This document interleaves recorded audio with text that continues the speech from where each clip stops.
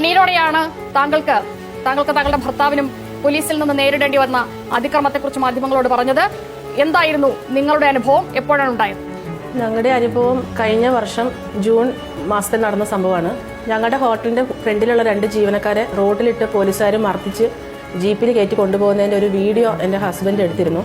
ഈ സംഭവം നടന്ന് ഒരു 2 ദിവസത്തിന് ശേഷം നോർത്ത് സ്റ്റേഷനിൽ നിന്ന് ഒരു പോലീസുകാരൻ നമ്മുടെ വീട്ടിൽ വന്നു. അവിടെ വന്നിട്ട് പറഞ്ഞു ഹസ്ബൻഡിന്റെ പേരിൽ കേസ് ഇട്ടിട്ടുണ്ടെന്ന് പറഞ്ഞു. അപ്പം എന്തിനാണെന്ന് ചോദിച്ചു പറഞ്ഞു അവരുടെ ഡ്യൂട്ടി തടസ്സപ്പെടുത്തുന്നതിനാന്ന് പറഞ്ഞു. ആ സമയം ഞാൻ 3 മാസം പ്രഗ്നൻ്റ് ആണ്. 8 മാസമായ 2 ഇരട്ടക്കുട്ടികളുണ്ട്.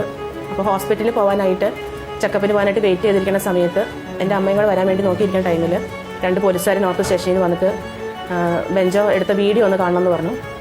അപ്പോൾ ഹസ്ബൻഡ് ആ വീഡിയോ എടുത്ത് കാണിച്ചു കൊടുത്തപ്പം കണ്ടതിന് ശേഷം പോക്കറ്റിലേക്ക് ഫോൺ ഇട്ടിട്ട് ഹസ്ബൻഡിനെ പിടിച്ച് വലിച്ച് ജീപ്പിൽ കയറിടാമെന്ന് പറഞ്ഞ് കൊണ്ടുപോയി. അപ്പം ഞാൻ പറഞ്ഞു സാറേ കൊണ്ടുപോകരുത്, ഇവിടെ വേറെ ആരുമില്ല, 2 കുഞ്ഞുങ്ങളെയും വെച്ച് എനിക്കൊന്നും ചെയ്യാൻ പറ്റില്ല, എന്തുണ്ടെങ്കിലും വേണ്ടില്ല ഞങ്ങൾ നാളെ സ്റ്റേഷനിൽ വന്നോളാം, എനിക്കിന്ന് ഹോസ്പിറ്റലിൽ പോകാനുള്ളതെന്ന് പറഞ്ഞു. മാറി നിൽക്കടിയെന്ന് പറഞ്ഞ് അവരതൊന്നും കേൾക്കാതെ പിടിച്ചു വലിച്ച് ജീപ്പിൽ കയറ്റി കൊണ്ടുപോയി. പിന്നാലെ ഞാൻ ഓട്ടോ വിളിച്ച് 2 കുഞ്ഞുങ്ങളെയും ഒക്കത്ത് വെച്ച് സ്റ്റേഷനിൽ ചെന്നു. അവിടെ ചെന്നപ്പോൾ 5-6 പേര് ചേർന്ന് ചുറ്റിനും നിന്നിട്ട് ഒരാൾ അടിക്കുന്ന ഞാൻ ചെല്ലുമ്പോൾ തന്നെ കാണുന്നത്. അപ്പോൾ തന്നെ ഞാൻ കരഞ്ഞുകൊണ്ട് പറഞ്ഞു ഉപദ്രവിക്കരുതേ, എനിക്ക് മക്കൾക്കും വേറെ ആരുമില്ല, ഒരു വീഡിയോ എടുത്തതിന് സാറ് ഇങ്ങനെ ഉപദ്രവിക്കണോ എന്ന് ചോദിച്ചു.